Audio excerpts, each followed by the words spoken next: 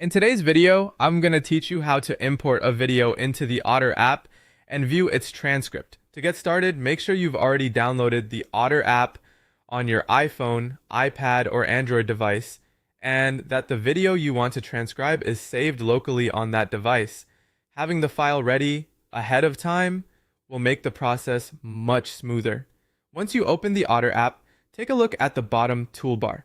You'll want to find the import icon, which looks like a file folder.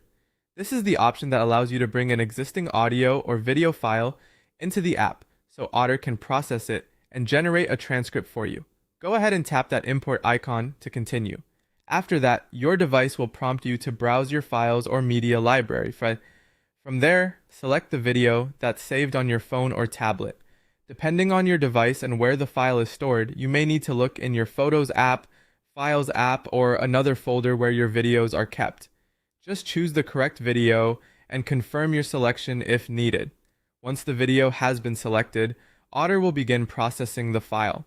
At this stage, it's important to give the app a little time to work. The processing speed can vary depending on the length of the video, the quality of the audio, and your internet connection. Shorter clips may finish quickly, while longer recordings can take a bit more time.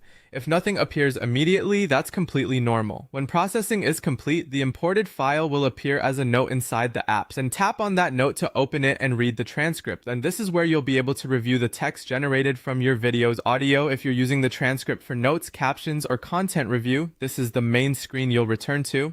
A helpful tip is to make sure your original video has clear audio, since better sound usually leads to a more accurate transcript. It also helps to keep the app open and your device connected while processing, especially for larger files. And that's it. Once your video is imported and processed, you can simply open the note and read the transcript directly inside Otter.